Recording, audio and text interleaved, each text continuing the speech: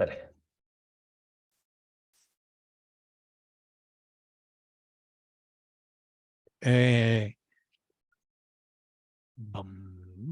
Bueno, pues buenas tardes a todos. Me gustaría empezar ya la clase porque, como le comentaba ahora a Waldo, vamos un poco justos de tiempo y además me gustaría disponer de los últimos 5 minutos para que podamos visitar el documento que os he mandado para los debates y, bueno, dar pie a si hay alguna duda que lo podamos discutir, ¿no? Aquí vamos a seguir con el tema de oratoria que habíamos comenzado, bueno, casi acabado en la clase anterior, y donde habíamos estado en la parte de las pausas, de la importancia de las pausas en un discurso, y ahora, digamos, en esta diapositiva yo lo que os quería resumir era un poco todos los aspectos que habíamos estado valorando en toda esta clase, por lo tanto me viene muy bien empezar aquí, que pueden ser importantes en un discurso. Como os había comentado, es muy importante la primera impresión desde un punto de vista personal, ¿vale? A partir de esa primera impresión es cuando tenemos que intentar conectar con la audiencia. Acordaos que la audiencia va a juzgar todo el discurso que vayamos a dar a través de esa primera impresión personal que le vayamos a dar. Entonces tenemos que conectar con ellos y tenemos que transmitir con ellos y ir, digamos, empezando a dar nuestros argumentos, a acabar finalmente con el argumento más fuerte para que ese argumento más fuerte que le logre convencer a la audiencia lo podamos vincular directamente con las consecuencias, con las conclusiones y consecuencias de nuestra argumentación, ¿vale? O sea que acordaos la importancia de esta primera impresión personal y de esta última impresión desde un punto de vista de contenido, ¿no? De argumentación. En cuanto al contenido, fundamentalmente tenemos que tener en cuenta que 3 cosas que no tienen que ser. Acordaos que muchas veces podemos definir las cosas no por lo que son, sino por lo que no son, ¿no? Y un discurso lo que no tiene que ser es directamente no ser demasiado denso. En cualquier presentación o discurso público, la gente no va buscando todos los datos. Para eso están los manuscritos, están las referencias. La gente lo que quiere es tener la idea que tú le puedas dar, y para dar una idea no necesita tener todos los datos. De hecho, si les das todos los datos, vais a perder a la audiencia. Por lo tanto, hay que huir de ser demasiado denso, ¿vale? Hay que huir de ser repetitivo, ¿vale? De repetir continuamente lo mismo, y hay que huir también de ser irrelevante, es decir, de dar datos que no son necesarios. Centrarnos en las ideas que queremos transmitir. Si son 2 o 3, son 2 o 3, pero vamos a centrarlas, vamos a desarrollarlas y vamos a transmitirlas, ¿vale? En cuanto a la estructura, el lenguaje y a la expresividad, pues toda la estructura de la charla, lo ideal es que esté conectada por un guión.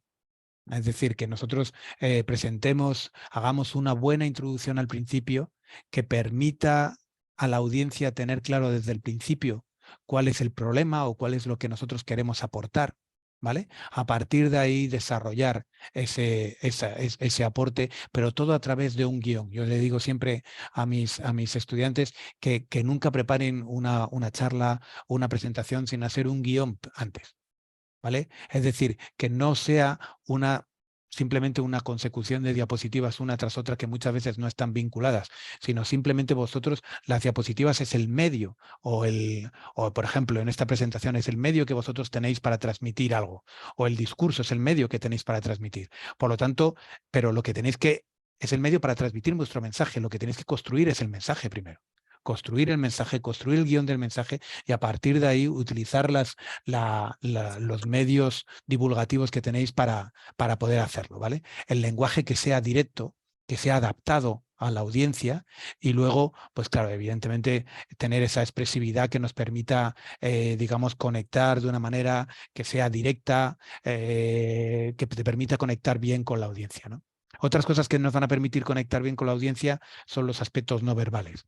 Y aquí, bueno, pues digamos que tenemos que tener claro que la apariencia es importante, no una apariencia tipo. Es decir, yo aquí no digo que tengamos que ir vestidos de una determinada manera, pero sí que tenemos que tener una apariencia digna, adaptada y sobre todo en la que nosotros nos sintamos cómodos. Es decir, se nota muchas veces cuando esa gente va con un traje y realmente no se siente cómodo. Si no te sientes cómodo con el traje, entonces es mejor que no te lo pongas. La cuestión es que tú te encuentres cómodo, ¿no? Luego, por otro lado, el lenguaje no verbal, la que tú comuniques a través de las manos, de tu forma de moverse, eso es muy importante en un discurso, en una oratoria. Luego también es importantísimo la mirada. O sea, el tener contacto visual con la audiencia, con la persona que estás discutiendo, es importantísimo. Yo creo que todos hemos asistido a clases o a charlas donde el que lo imparte apenas mira al público y eso es horroroso. Es es una forma de transmitir un mensaje como que la audiencia no te importa. Y eso es completamente erróneo. Cualquier oratoria, discurso, charla que das delante de una audiencia, la que manda es la audiencia. Si tú lo estás dando a una audiencia es porque lo quieres transmitir a la audiencia. Por lo tanto, no puedes ignorar a la audiencia. El contacto visual con la audiencia es inevitable. Y eso es una muestra de respeto también que tú tienes con la propia audiencia, ¿no? Y luego, otro aspecto no verbal de seguridad que te va a permitir, digamos, tener el control de tu discurso, de tu oratoria, son las pausas que habíamos comentado en la clase anterior. El cómo gestionas las pausas, cómo las utilizas para delimitar partes del discurso, para dar importancia. Acordaos que nuestras pausas son, en un discurso, son nuestras comas, puntos y comas y puntos, digamos, las separaciones que podamos tener, los subrayados, las comillas, todo eso en un discurso son pausas. Lo puedes generar a base de manejar correctamente las pausas. Y luego, bueno, pues la comunicación con la audiencia es fundamental también, ¿no? Es una comunicación pues que nosotros tenemos que transmitir a la audiencia, pues por un lado tranquilidad.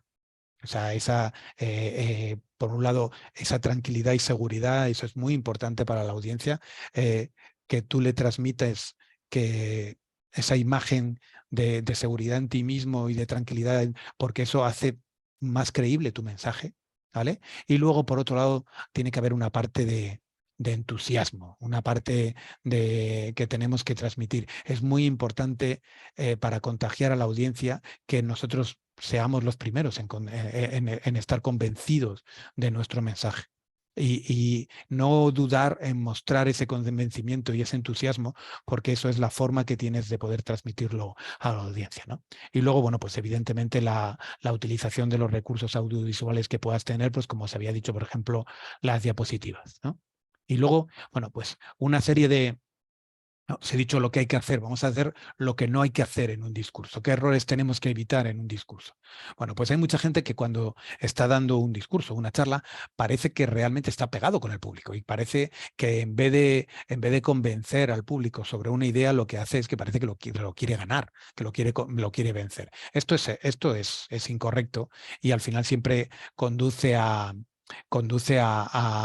ese enfrentamiento con la audiencia, a esa sensación de lejanía. Normalmente está vinculada a arrogancia, ¿no? A sentirte superior, y eso hace, de cara a la transmisión de tu mensaje, es muy malo, ¿no? Es horroroso. Luego, también tenemos que huir de aburrir con datos triviales y reiteraciones continuas, ¿no? A la audiencia no le importa lo que no tiene importancia y no quiere oír 27 veces lo mismo. Por lo tanto, eso es una cosa que tenemos que jugar, que tenemos que tener muy en claro, ¿no? Hay que intentar ser natural. Lo que pasa es que, bueno, eso muchas veces es complejo. También tenemos que huir de ser vanidosos y egocéntricos. Estas charlas donde la gente está continuamente diciendo lo bueno que es, no suele generar simpatía en la audiencia, y acordaos que nosotros hablamos para la audiencia, ¿vale? Luego tampoco podemos ser continuamente negativos. Estas charlas que se basan a base de atacar a los demás y de ser muy irónico y muy destructivo con respecto de los mensajes de los demás.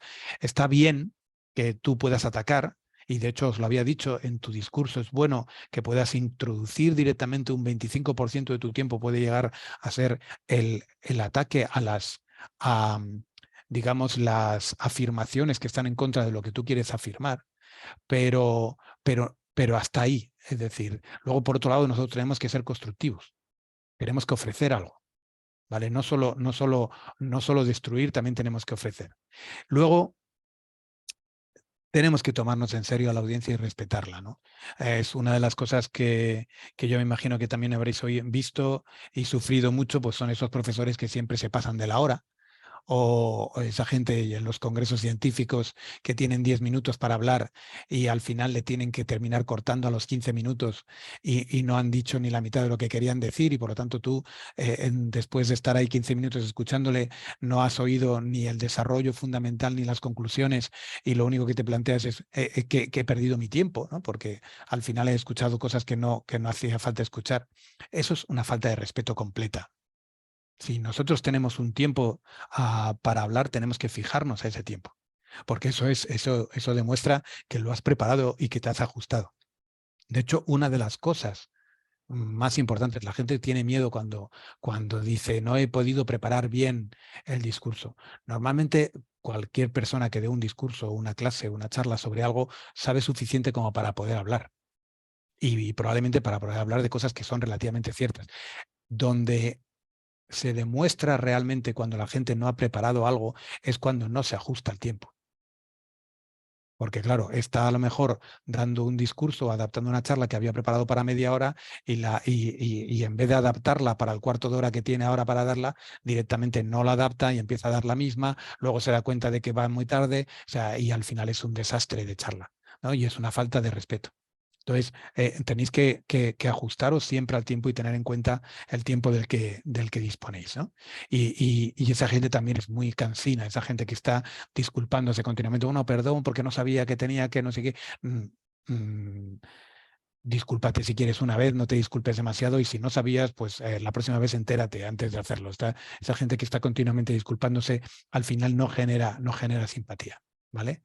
Y en cuanto a 4 diapositivas para ver cómo tenemos que preparar el discurso, pues aquí lo que os había dicho, un discurso está enfrente de una audiencia, por lo tanto es fundamental que sepamos qué es lo que se espera de mí. No es lo mismo que yo tenga que dar una clase delante de vuestro a que la tenga que dar delante de gente de un máster específico muy concreto, o que me llamen de un instituto a dar una charla divulgativa. No es lo mismo. Entonces yo tengo que saber exactamente qué es lo que se espera de mí y quién es la audiencia, porque eso va a determinar absolutamente el tipo de discurso y la forma de discurso que yo vaya a dar, ¿no? Es muy importante también. Hay mucha gente que bueno, normalmente para las charlas y para los discursos, pues tú puedes dar los títulos por adelantado. Eso pasa mucho en los congresos, que cuando tú mandas una presentación, mandas el título por adelantado 3 o 4 meses, ¿no? Y muchas veces no te preocupas demasiado por el título, pones un título muy general, y luego lo que ocurre es que muchas veces acabas hablando de muchas cosas y muy poco de lo que ponías en el título, ¿vale? Y eso también es una falta de respeto, porque la gente va a escuchar, si es una charla tuya sobre un tema específico, va a escuchar atraída por tu título.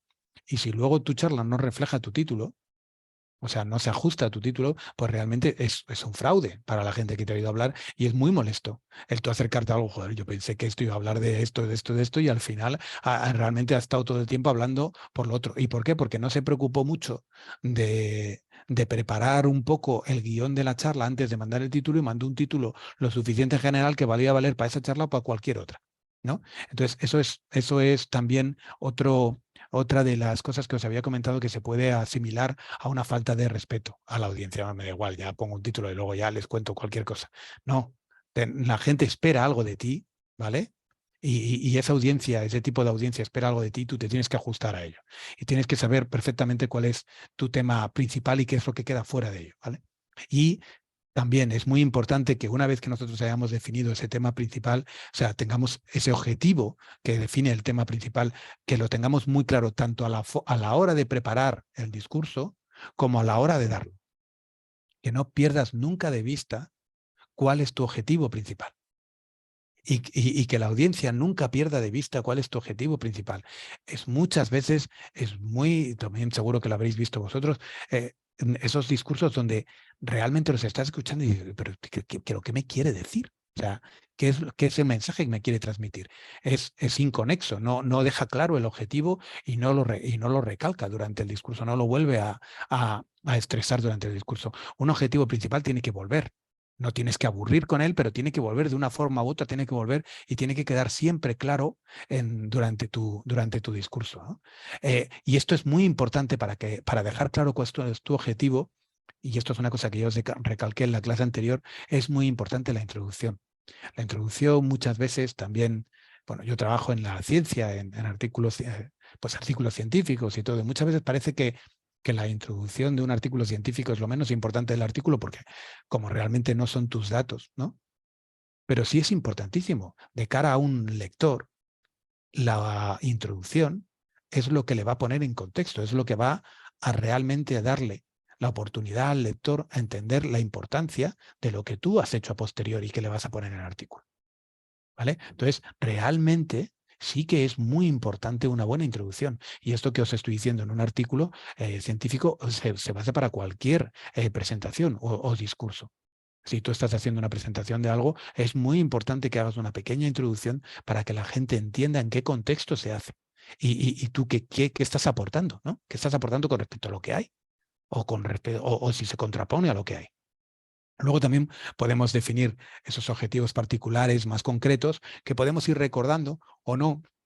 Hay gente que le gusta poner en los discursos con presentaciones audiovisuales, cada poco diapositivas, el esquema de la presentación donde va pasando de un apartado a otro. A mí eso me parece un poco estricto. Muchas veces está bien si la charla es muy larga, cuando hay 2 o 3 temas muy, muy diferentes, pero estar volviendo continuamente a los objetivos particulares es un poco cansado de parte de la audiencia.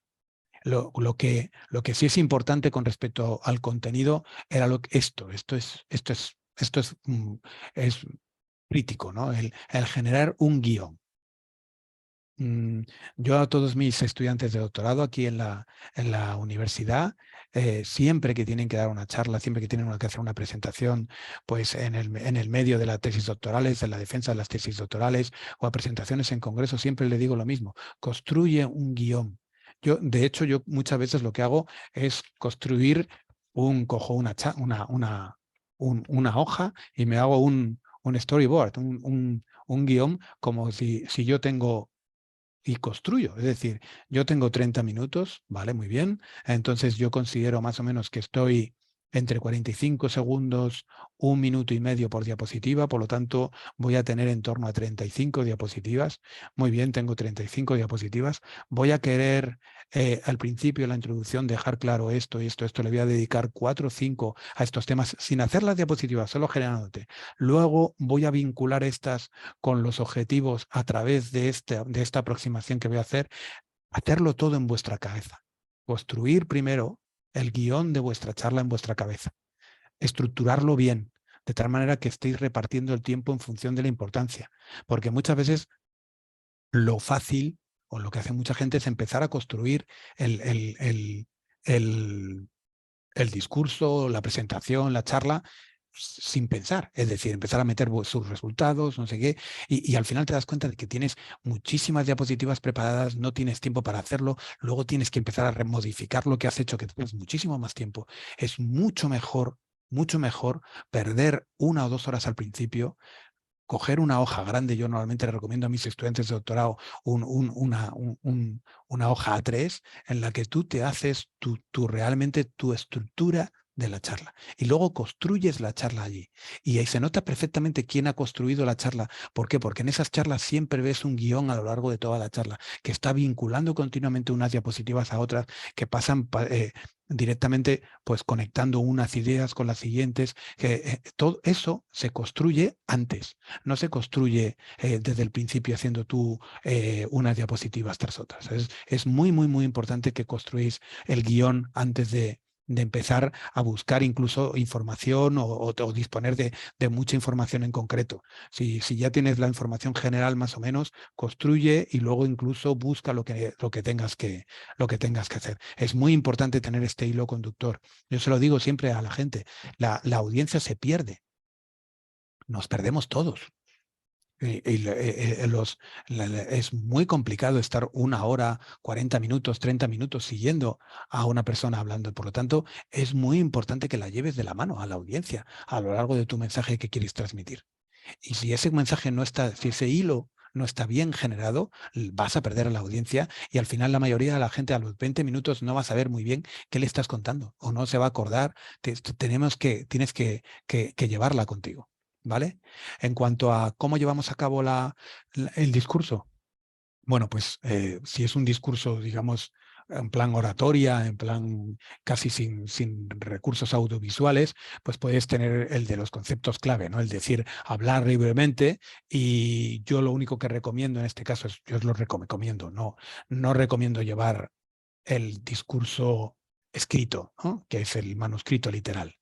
Pero es verdad que hay gente que sí se la recomiendo. Es decir, si hay gente que se pone muy nerviosa, es mucho mejor que tengas tu discurso escrito y que lo leas entonando, parando de vez en cuando, mirando a la audiencia, sintiéndote cómoda tú o cómodo porque no te vas a perder, ¿vale? Eso a lo mejor no va a quedar tan natural como un discurso a mano alzada, ¿vale?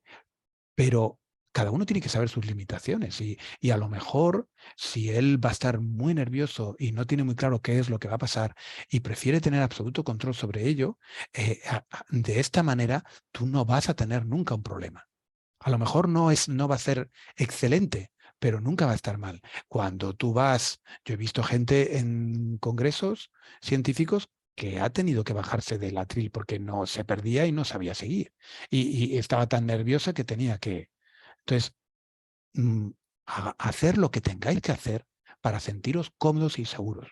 Y si tenéis que llevar unos papeles, aunque no los vayáis a utilizar, los dejáis o los lleváis con vosotros. ¿Por qué? Porque eso os da seguridad. Si en un determinado momento, por lo que sea, que Dios no lo quiera, pero os perdéis o lo que quiera, tú puedas sacar un papel y puedas continuar. Quedará en una anécdota si puedes llegar a continuar. Si tienes que bajarte del discurso y pararlo porque te has perdido, la imagen es muy mala, ¿vale? O sea que aquí es donde tenéis que vosotros sentiros cómodos y estar completamente seguros de vuestras capacidades y hasta qué punto, ¿vale? Lo que está claro es que si lo podéis hacer con conceptos clave, pues evidentemente es mucho mejor. Yo no recomiendo escribirlo entero, pero sí que es verdad que si os vais a poner nerviosos, el utilizar fichas que os permitan seguir poco a poco el discurso y que por lo tanto que tú sepas que en un determinado momento si te pierdes siempre puedes echar un vistazo a las fichas que puedes ir simplemente cambiando una tras otra, aunque no las leáis, simplemente con vuestro discurso las estáis moviendo, ¿vale? Y tenéis siempre la tranquilidad de que si bajáis la mirada vais a poder reengancharos al discurso, ¿vale? Eso es importante. Aquí hay recomendaciones, ¿vale? Si utilizas fichas, y es muy importante no girarlas, ¿vale? Es decir, que una ficha esté debajo de la otra, ¿vale? O la pasas así. No se gira, ¿vale? No se gira la ficha, ¿vale? Se pone detrás. ¿Por qué? Porque si no, a la audiencia le está cantando, este movimiento le cansa. Es demostrado que el movimiento le cansa. Entonces es mucho mejor poner las fichas simplemente, una debajo, se pasa al final o al lado, pero sin girarla. Y aquí, si estamos recurriendo mucho a las fichas, recordar el parar de vez en cuando y mantener ese contacto visual que os he dicho que no podéis perder con la audiencia, porque el fin último de vuestra estancia en un discurso o en una charla es la propia audiencia, ¿vale? Y luego, si hay que hacer un manuscrito literal, bueno, pues aquí tenéis algunas recomendaciones, y que ya os he dicho que en absoluto es nada, tiene por qué ser mucho peor que un discurso un poco sin ayuda, ¿eh? O sea, adaptaros a lo que tengáis.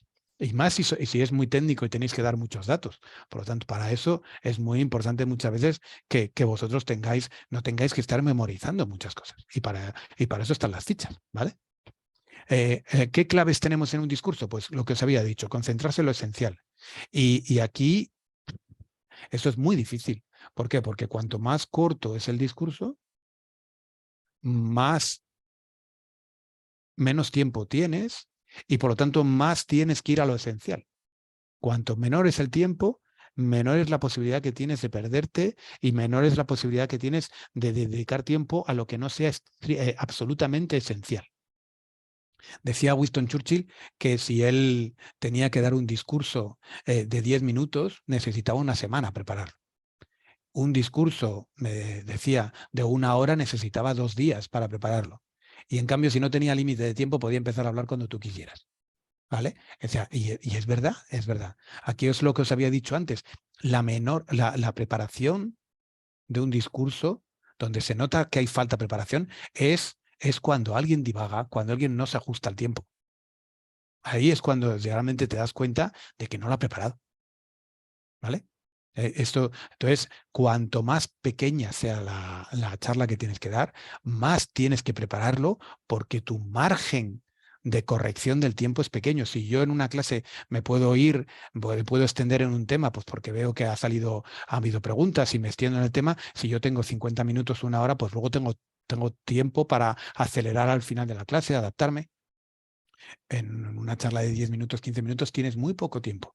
Como te alargues en un tema, es muy complicado que te vaya a dar, ¿vale? O sea que cuanto más corto es el discurso que vayáis a dar, más lo tenéis que tener preparado. ¿Vale? Luego, el lenguaje es expresivo, ¿no?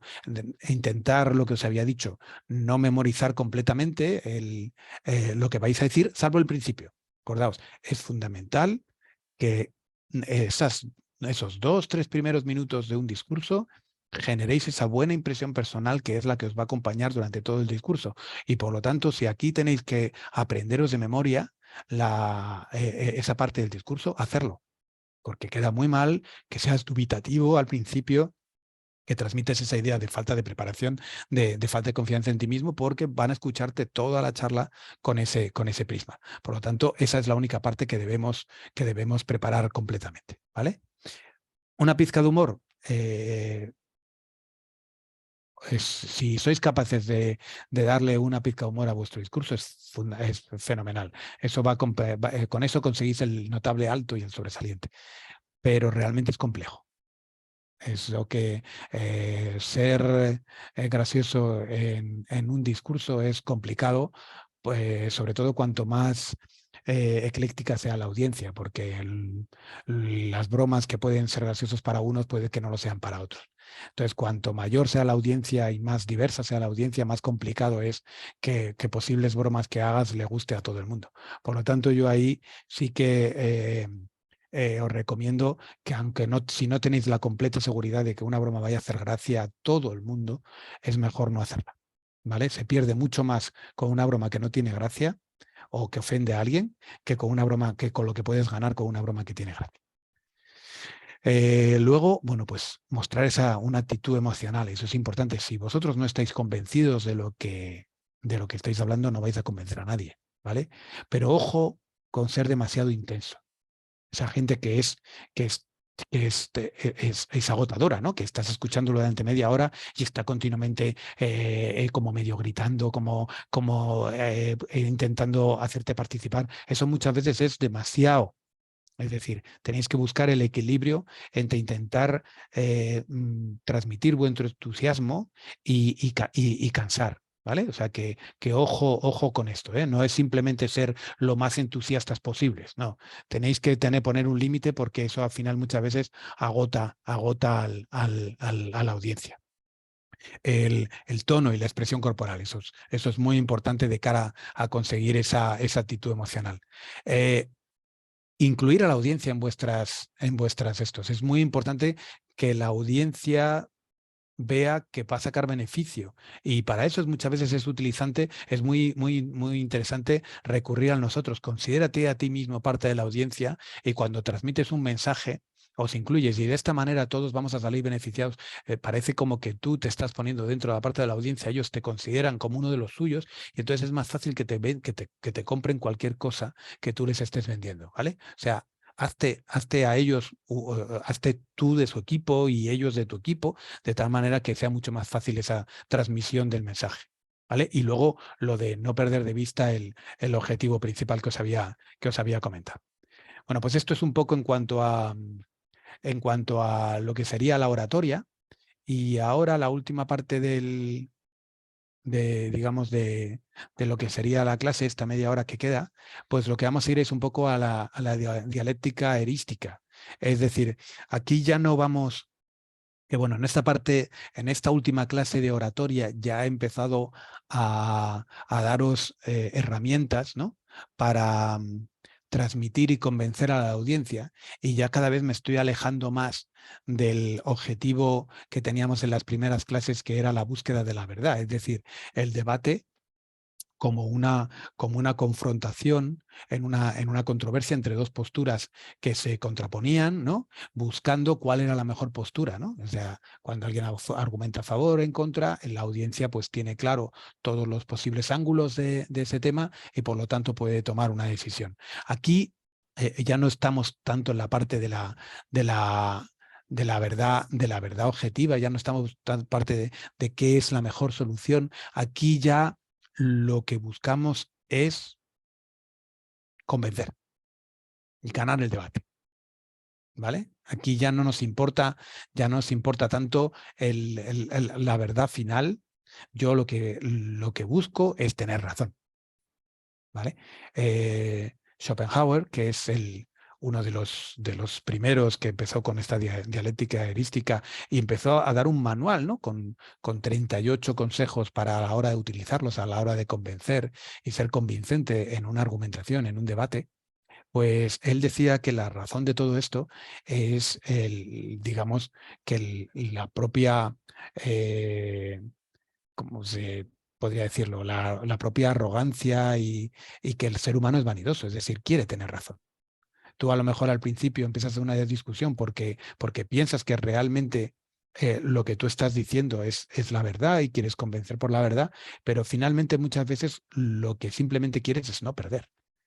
¿Vale? Quieres ganar esa discusión y hay también una parte de ti que ya no le interesa tanto ganar esa discusión porque a lo mejor era la verdad, sino que muchas veces el contrincante te está convenciendo, pero tú simplemente por tu arrogancia eres incapaz digamos, de aceptarlo y quieres seguir teniendo razón, aunque estás viendo que tu argumento a lo mejor es más débil. ¿Vale? Entonces esa es la parte en la que tienes que recurrir a determinadas tretas, ¿no? Para seguir manteniendo, para seguir ganando, para seguir teniendo razón, aunque esté o no esté vinculada con la verdad. ¿Vale? Que ya sabéis que el concepto de verdad muy complejo. Aquí lo que queremos es defender nuestras afirmaciones y atacar las del contrario. Queremos tener razón, ¿vale? Y entonces, según Schopenhauer, había dos formas de refutar las tesis del adversario. Había la forma directa y la indirecta. En la directa lo que atacas son los fundamentos, ¿no? En la directa lo que dices es que lo que dice el adversario no es verdad. Directamente porque es falso o porque las premisas que está diciendo no respaldan, digamos, sus conclusiones. ¿Vale? Y luego está la indirecta, que lo que ataca es a las consecuencias. Es decir, no es que no sea verdad, es que no puede serlo. ¿Por qué? Porque si yo desarrollo tu argumento, llegamos a consecuencias que se pueden oponer a una verdad indudable, ¿vale? Y por lo tanto, no puede ser verdad. ¿Vale? O podemos atacar algunos de los casos a la base de desarrollar las tesis del contrario, lo adaptamos a algún caso y vemos que en algún caso no funciona y por lo tanto decimos que como no funciona en este caso no puede ser verdad. ¿Vale? Atacamos las consecuencias. ¿Vale? Entonces, bueno, de las 38 estrategias que nuestro amigo Schopenhauer nos daba ya a finales del siglo XIX en Viena, pues yo sé, o sea, existe esto en cualquier sitio. De hecho, hay muchísimas direcciones de internet donde lo tienen. Y bueno, os recomendamos un libro en la bibliografía. Pero bueno, os hemos escogido unas cuantas simplemente para que lo veáis, ¿no? Pero hay, ya os digo, hasta 38 estrategias. Una de ellas es la ampliación y es llevar la afirmación del adversario mucho más allá de lo que él dijo, ¿vale? De esta manera, lo que haces es que llegue a ser débil e incluso a veces, muchas veces, ridículo. Y esto es lo que os había dicho también a lo largo de estas clases. Centraros. Perdona, sí, dime, Benjamín. No, profe, era relacionado con la ampliación. Sí, Cuando uno hace esta técnica, ¿no hay posibilidad de cometer un hombre de paja? ¿O eso va más al comienzo? yo creo que eso va más al comienzo. Aquí, digamos, lo que hacemos, por ejemplo, es, para que os hagáis un poco una idea, serían ejercicios un poco como el que veis, ¿no? Muchas veces os pongo directamente como ejemplos. Estos os paso los los apuntes. Por ejemplo, imaginaos, en una especie de debate, si alguien dice se debería incluir asignaturas relacionadas con la oratoria, ¿no? En la educación secundaria en España. No sé, en Chile, aquí la educación cada 5 años cambian el plan de educación porque llega un partido nuevo al gobierno y cada vez que llega un partido nuevo al gobierno se cambia el plan educativo, cosa que es un auténtico desastre. Pero Aquí, bueno, aquí en cada entonces... tres. Aquí, bueno, pues entonces peor me lo pones. Es un desastre. En vez de llegar los partidos principales a un pacto por una educación mantenida durante 20 años o lo que sea, aquí lo que se hacen es continuamente cambiar los planes educativos, con lo que es un auténtico desastre. Pero bueno, fuera de eso, imaginaos que en un determinado debate donde se quiere cambiar eso, pues estamos hablando de que hay que incluir la oratoria, ¿no? Y entonces la otra persona a la que le estamos intentando convencer dice, sí, sí, no, de hecho, no solo habría que incluir oratoria, habría que incluir también lógica, dialéctica, pensamiento crítico, toma de decisiones, manejo de recursos individuales, audiovisuales, pero no se puede incluir todo. Entonces, realmente parece que estás atacando a la inclusión de la oratoria cuando la persona únicamente ha pedido la inclusión de un determinado tópico, pero tú le dices que habría que incluir ese y otros 8 más, y entonces al final parece que no se puede incluir ninguno. O 8 no se puede, seguro, uno a lo mejor sí, ¿me entiendes? Pero al incluir los otros 8 parece que lo estás metiendo en el mismo tema, en el mismo grupo, y entonces estás invalidando la afirmación del contrario, simplemente extendiendo lo que no ha dicho. Él no ha dicho que quiere incluir oratoria, dialéctica, lógica, pensamiento crítico, toma de decisiones, todo esto. Él ha dicho simplemente que le gustaría incluir el tema de oratoria.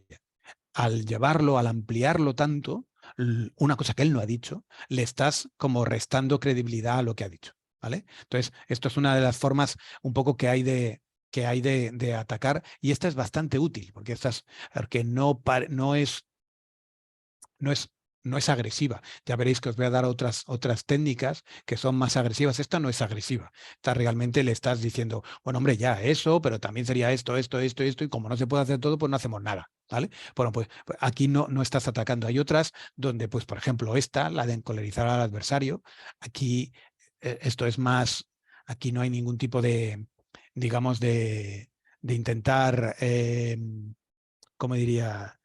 Disimular para nada. No. Vas directamente a hacer perder los nervios al adversario. Y ya os he dicho, en un debate, cuando alguien pierde los nervios, pierde el debate. ¿Por qué? Porque las posibilidades de cometer un error, de decir algo, de utilizar un tono que no debes que utilizar delante de la audiencia, y todo esto, cuando estás enfadado, es muchísimo mayor que cuando no lo estás. Y por lo tanto, en un determinado debate, en un determinado argumentación, si tú logras enfadar al contrincante, pero le estás llevando a un terreno donde es muy probable que cometa una equivocación. Aquí, por ejemplo, se utiliza mucho en política. Yo no sé si os acordáis había un presidente ya en los años 80, el primer presidente socialista que hubo en España fue Felipe González. Y después de Felipe González estuvo un presidente de la derecha, que fue José María Aznar.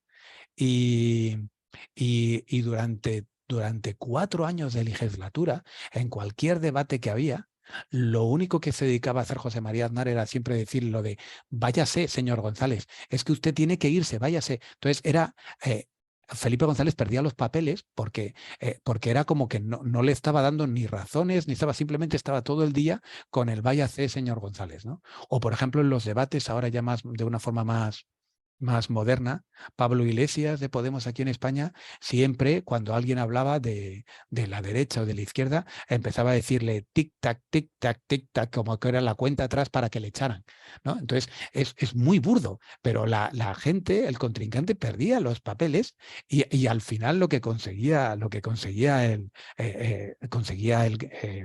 este caso Pablo Iglesias, lo conseguía, es decir, se enfadaba, terminaba gesticulando, terminaba gritando, y eso desde un punto de vista de la audiencia, pues ganaba Pablo Iglesias, ¿vale? Es decir, buscar encolerizar al adversario no tiene nada que ver con la verdad o no, lo único que haces es que de cara a la audiencia estás haciendo que el mismo adversario se cabe su propia tumba, ¿no?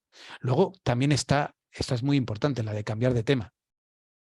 Y esto también lo hacen mucho los debates políticos, incluso muchas veces sin ningún tipo de disimulo, ¿no? Es cuando alguien está hablando y está argumentando bien un tema que tiene bien preparado, directamente el contrincante lo que hace es cambiar absolutamente de tema, como por ejemplo, sí, sí, pero por el otro lado, y tú de repente cambias de tema. No, parece que estás evolucionando el tema suyo, pero no, no, no, te cambias de tema completamente y si el otro no vuelve al tema rápidamente, y te deja hablar durante 20 segundos, cambias de tema. Y una vez que has cambiado de tema, luego volver. Ya, ya, pero yo decía antes, como no le cortes rápidamente y la persona que ha dicho sí, pero por otro lado, y entonces le dejas continuar, como le dejes continuar 1 o 2 minutos, luego es imposible que vuelvas porque la gente va a pensar, pero ahora ¿por qué vuelve a esto? ¿Me entendéis? Es decir, aquí también es otra estrategia que es bastante útil, ¿no? O plantear alternativas radicales, ¿no? Para que tenga que decidir. Esto también es muy importante, es decir, generar una controversia que realmente no la hay y que sea absolutamente ridícula, ¿no? Por ejemplo, bueno, pues cuando yo quiero estamos hablando sobre la autoridad en las aulas, ¿no? Por ejemplo, ¿qué autoridad tiene que tener un maestro en las aulas? Y entonces en ese debate, uno de los integrantes del debate puede decir que el maestro tiene que tener toda la autoridad, ¿vale? Porque si no, entonces puede decir, porque si no, entonces, si no obedecemos a la autoridad, que es mejor desobedecerla, ir a una completa anarquía donde las aulas, los alumnos puedan hacer absolutamente lo que quieran y sea una selva.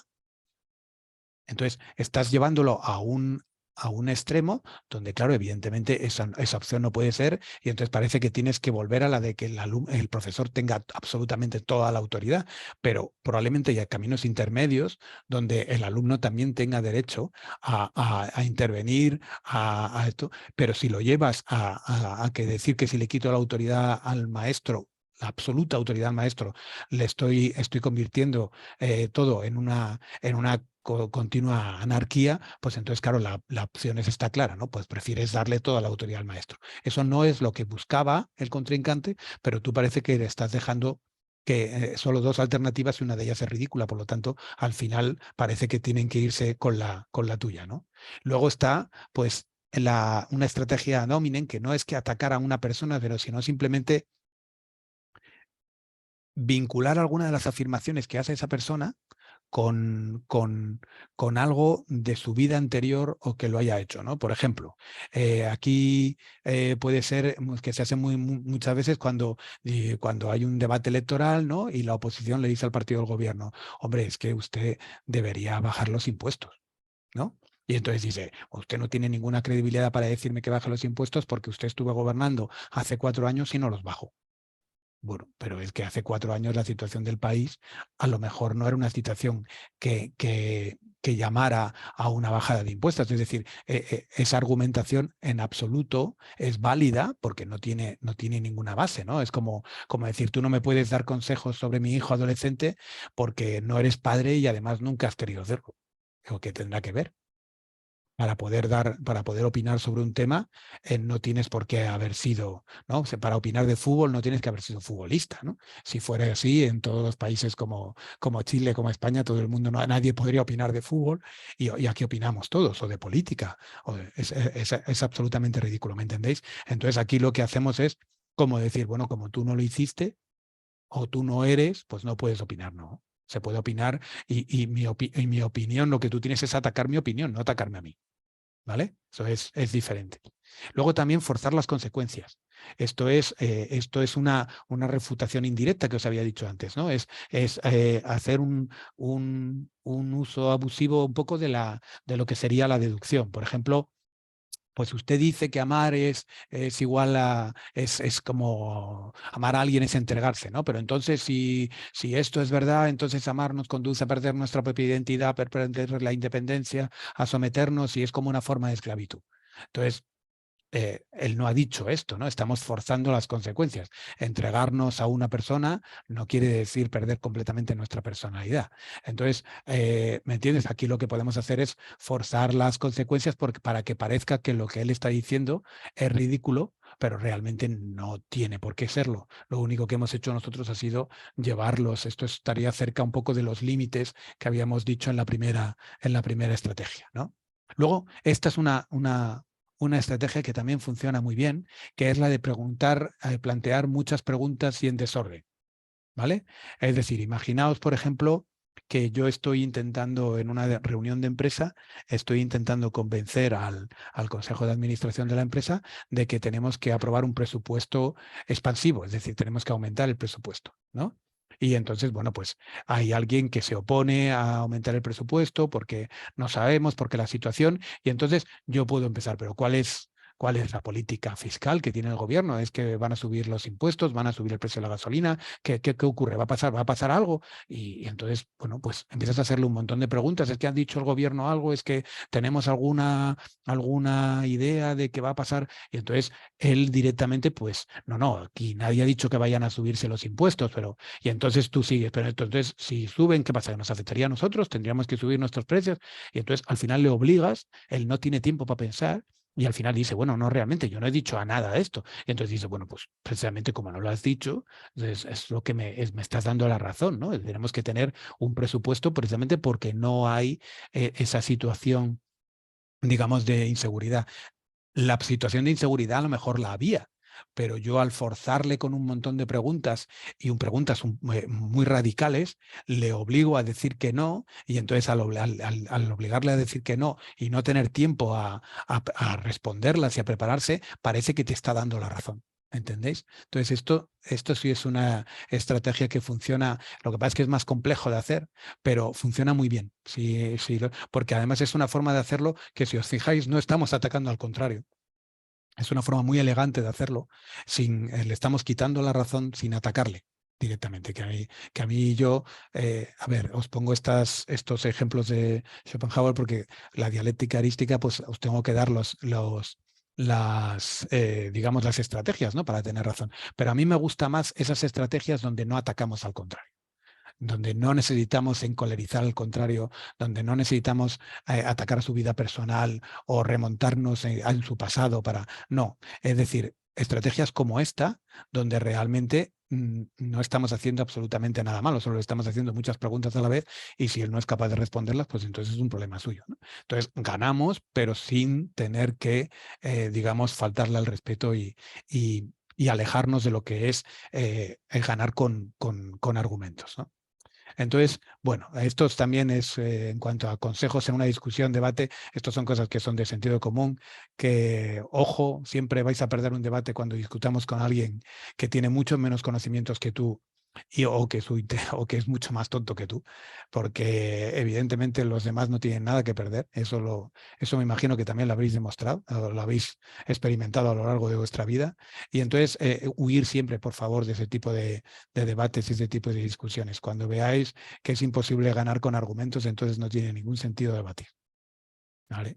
Porque ahí lo único, el criterio será quién tiene menos escrúpulos y probablemente sea el otro. Entonces, muchas veces en este tipo cuando veáis que la argumentación ya no es una cuestión de tener trucos para ganar el debate, cuando ya veáis que es una cuestión simplemente de que la argumentación no importa para nada, es mejor no entrar en ese tipo de discusiones, ¿vale? Y ahora ya nos vamos en esta última parte que nos queda, a ver un poco ya no solo la dialéctica erística, es decir, el arte de tener la razón, sino vamos a utilizar un poco la negociación.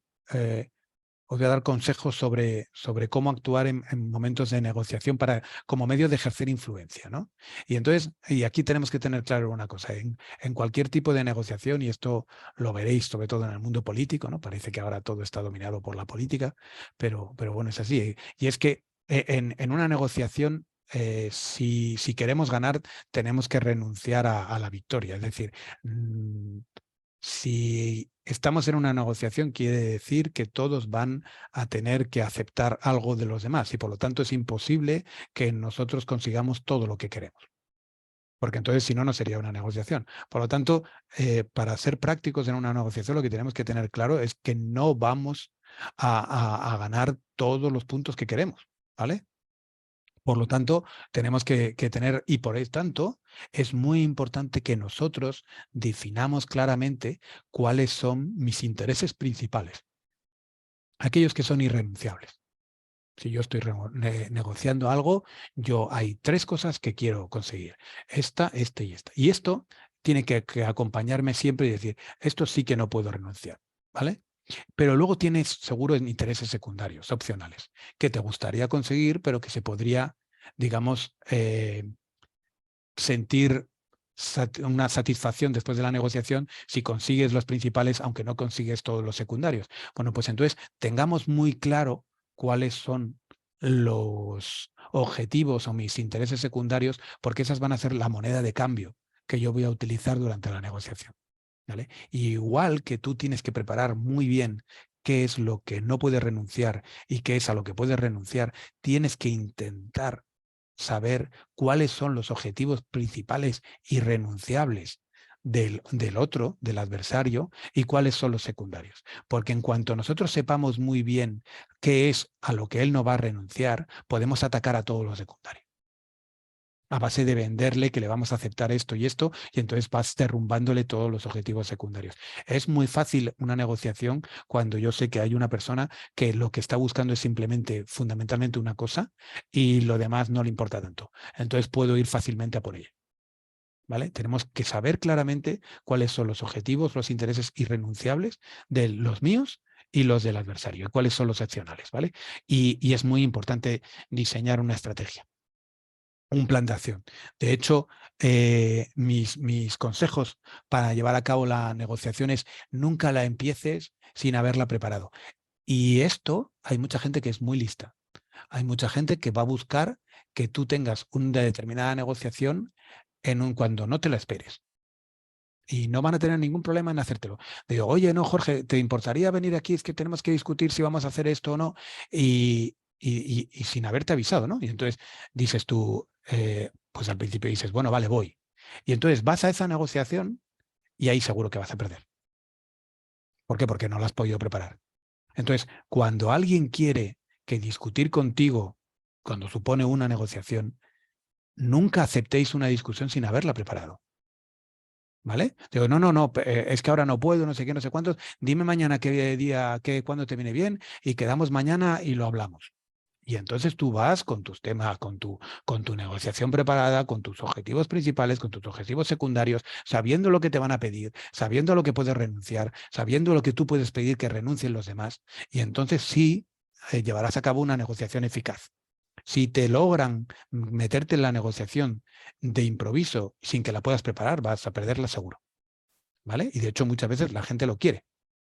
Quiere que te pillarte de improviso para tengas la negociación y a lo mejor incluso vas a tener que decirlo delante de mucha gente. No, es que prefiero no tener esta discusión ahora porque tengo que mirarlo bien exactamente lo que es. Mucho mejor eso que empezar a hablar y negociar sin haberlo preparado, porque entonces eso te va a suponer el perderlo, ¿vale? Y no dejar, desde un principio, no dejar claro tus objetivos principales. Si tú empiezas a hacer una negociación, yo solo quiero dejar claro que no voy a renunciar a esto y a esto, vale, muy bien, entonces lo demás, olvídate, lo vas a perder todo. Si estás dejando claro qué es a lo que no vas a renunciar, quiere decir que a lo demás puedes renunciar. Por lo tanto, lo vas a perder absolutamente todo. No dejes claro cuáles son tus objetivos principales, ¿vale?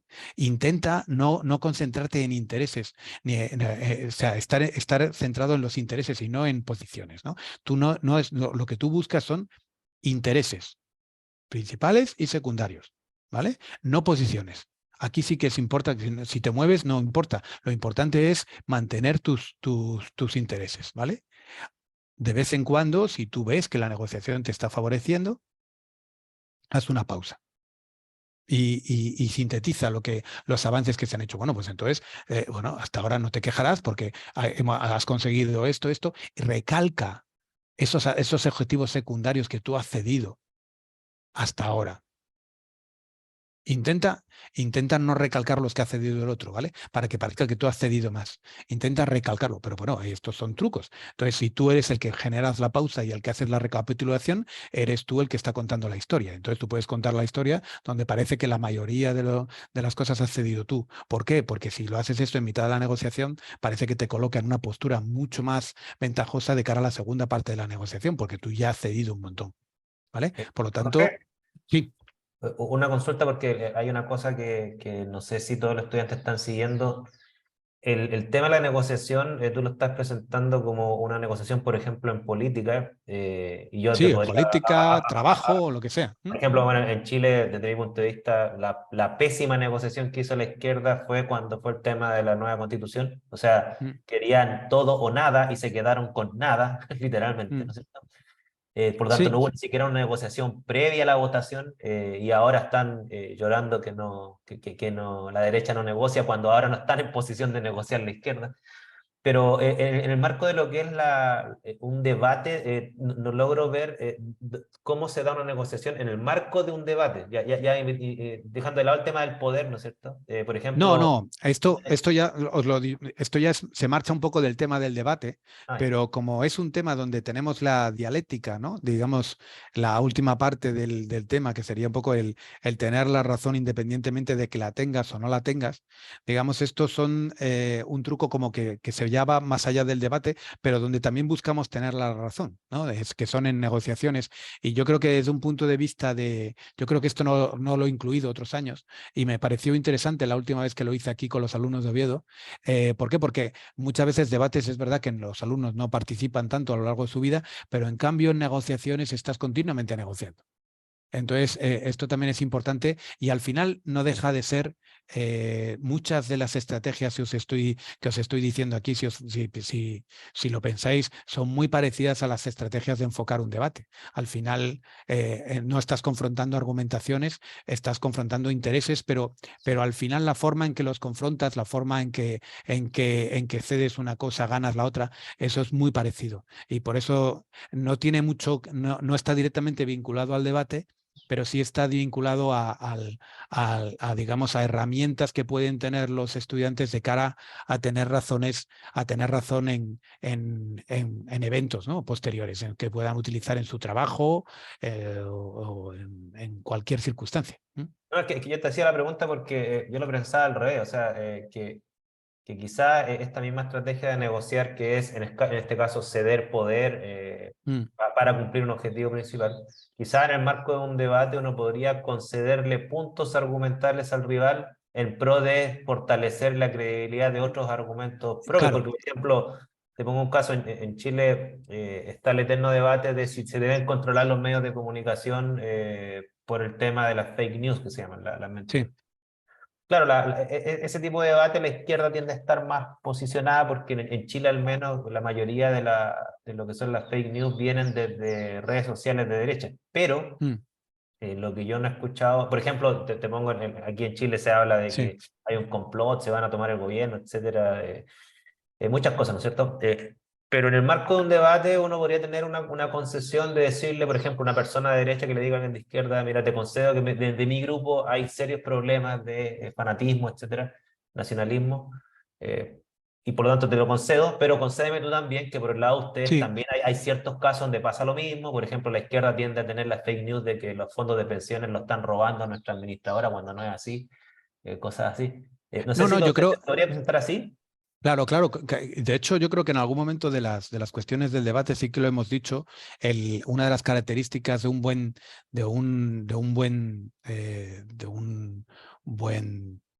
la persona que participe en un debate, no sé cómo es debatir,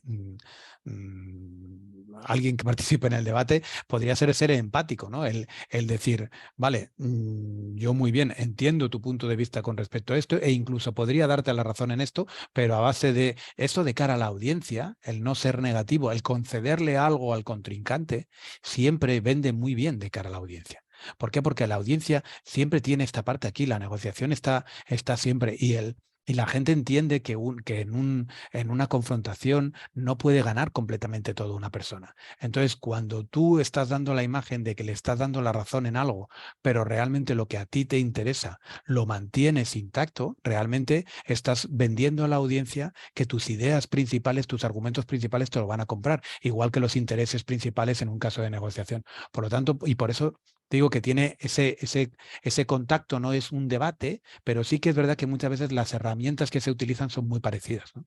Y entonces yo sí que pienso que aquí sí que existe ese paralelismo que estabas comentando y sí que pueden ser el que debate bien normalmente negocia bien, el que negocia bien normalmente debate bien, ¿no? O sea, está muy, muy relacionado.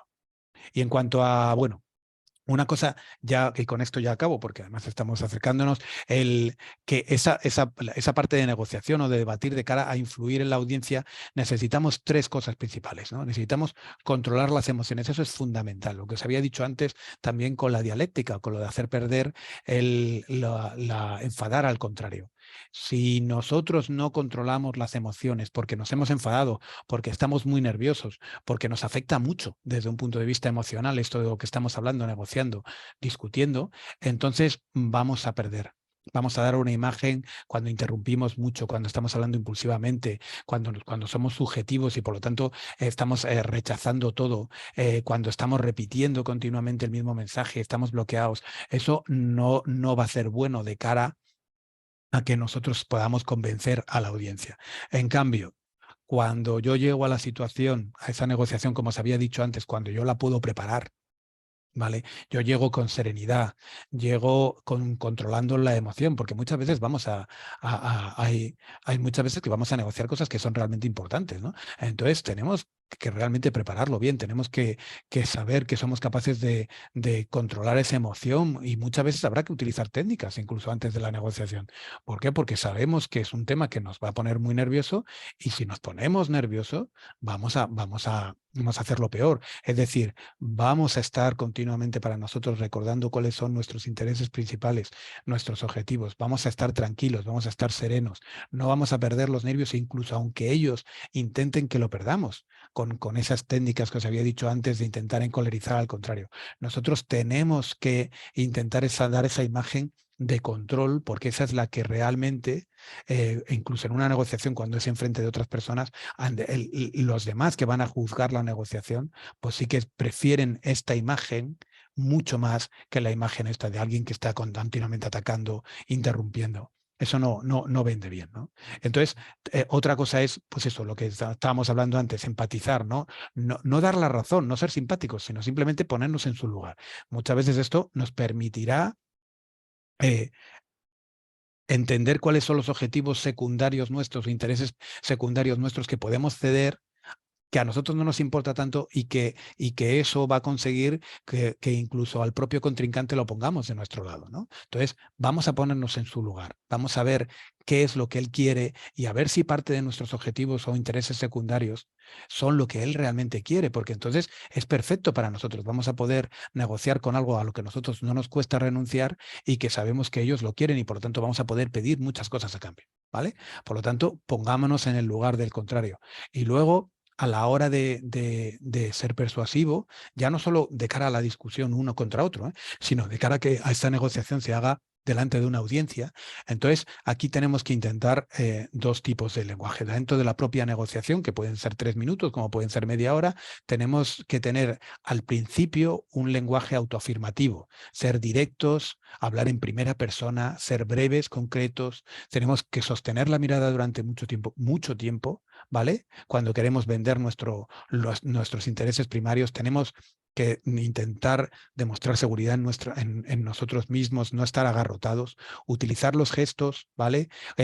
Ilustrar el mensaje, utilizar un volumen tirando alto, ¿vale? Y cuando veamos que esa negociación ha ido en el sentido que nosotros queremos, entonces es cuando ya no necesitamos tanto ejercer el control, sino lo que necesitamos es empezar a cerrar esa negociación, ¿no? Alcanzando acuerdos. Entonces, a partir de aquí ya no vamos a hablar en primera persona, vamos a intentar hablar en plural. Bueno, pues entonces, ¿te parece que lo que vamos a hacer es, ¿no? Al principio es, yo es que lo que quiero es, luego al final es, bueno, entonces, con lo que hemos hablado, entonces, si te parece, lo que podemos hacer es Aquí empezamos a utilizar el plural. ¿Por qué? Porque ya hemos acabado la negociación y lo que estamos haciendo es cerrando los acuerdos. Estamos respetando y aludiendo a esa persona. Antes hemos sido muy secos intentando negociar, pero luego al final ya somos más cercanos, ¿no? Ya tenemos un ritmo más pausado. No demasiado lento, porque ya puede generar imagen de debilidad, pero simplemente más pausado. Y estamos proponiendo pues, soluciones integradores en las que el participante, el otro contrincante, pues puede, digamos, sacar parte de beneficio y digamos que no nos importa porque nosotros hemos conseguido todos los intereses primarios y parte de los secundarios que teníamos claro desde el principio. Y por lo tanto no nos importa que él también tenga algún beneficio, ¿no? Eso será la mejor forma de cerrar la negociación. Aquí si queréis tener, este libro está muy bien también y tenéis parte en YouTube, en los secretos de la ciencia de la persuasión, en la que digamos se debate sobre, bueno, se habla sobre esto. Y con esto yo creo que ya dejamos con esto acabaríamos la clase y yo no sé si tenéis alguna duda en cuanto a las reglas del debate que habíamos mandado el otro día, los grupos. Ahí estoy proyectando los grupos en caso Sí. que no lo recuerden. Ya todo esto fue mandado a todos. Ahí Alessandro, Sí, dime. tengo dos dudas en concreto. Vale, venga. Soy el grupo 6. ¿Hasta qué punto los padres pueden tener control sobre las decisiones de salud de sus hijos? Sí. ¿Hasta qué punto estoy en contra? No me queda claro qué tengo que argumentar. Tú tienes que... bueno, sí que es verdad que aquí está está definido, aquí es muy importante que cada grupo defina claramente la controversia, lo que él interpreta, ¿vale?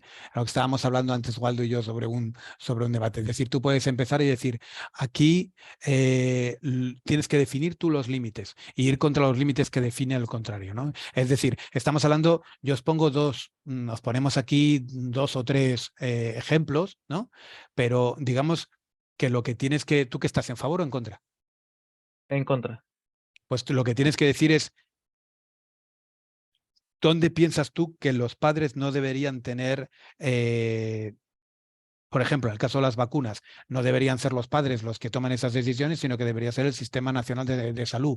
En el caso de transfusiones de sangre, lo mismo. En el caso de transiciones de género, sería una cuestión de decir a partir de qué edad podemos considerar a una persona adulta y poder tomar decisiones sobre su propio cuerpo y sin tener que tener el beneplácito de sus padres, ¿no? Aquí, por ejemplo, ahora se está en España un debate porque se está intentando aprobar una ley trans en el que realmente se permite a los niños, niñas con 16 años ya empezar a tomar ellos mismos decisiones sobre si quieren cambiar de sexo o no. Entonces, esto sería un poco que vosotros os pongáis y decir, nosotros creemos que, y si veis que hay algún punto donde el grupo a favor y en contra llegáis a algún acuerdo, eso no estaría mal tampoco, ¿vale? Ok. No Ya, es que no hay un límite claro aquí, porque es verdad que, claro, no es una cuestión, si lo dejáramos solo en vacunas, a favor sí o en contra, estaría muy restringido. Entonces, si queréis, para que lo hagamos un poco, podéis centrar el tema en estos 3 temas, simplemente en vacunas, transiciones de género y transfusiones de sangre, para que no vaya a ser que unos estén argumentando una cosa y que el otro grupo esté argumentando de la otra y por lo tanto no haya, digamos, controversia, ¿vale? Vale. ¿Qué pasa? Bien. Ese vale me ha sonado a poco convencido, ¿eh? Estaba pensando, me parece bien a mí, pero claro, dependería del resto de gente. No sé si está el resto Sí, de. no, lo que haremos será, le mandaré ahora un mail a Waldo para que os lo traduzca, vamos, para que lo mandéis a todos los estudiantes, de decir que en este caso, en estos debates, nos centremos exactamente en estos 3 temas: vacunas, transiciones de género y transfusiones, ¿vale? Para que no vaya a ser que unos estén sobre unas cosas de los que pueden hacer los padres, otros, y no lleguen a pegarse, ¿me entiendes? Claro. Lo otro que Perdón.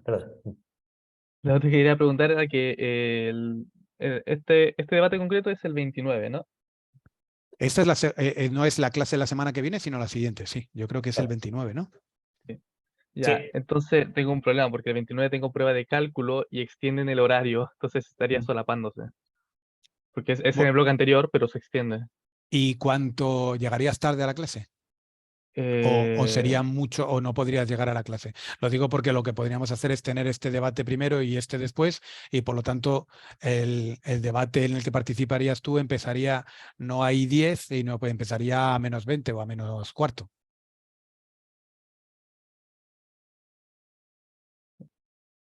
Sería como a las 1 ya. Y O sea, eso, sería en el segundo bloque. Te, te, Eh, te- te acomoda pero ese mismo día, pero el segundo bloque. sí, porque yo hay creo un que sí. debate que sería la primera media hora y otro debate que sería la segunda media hora, ¿no?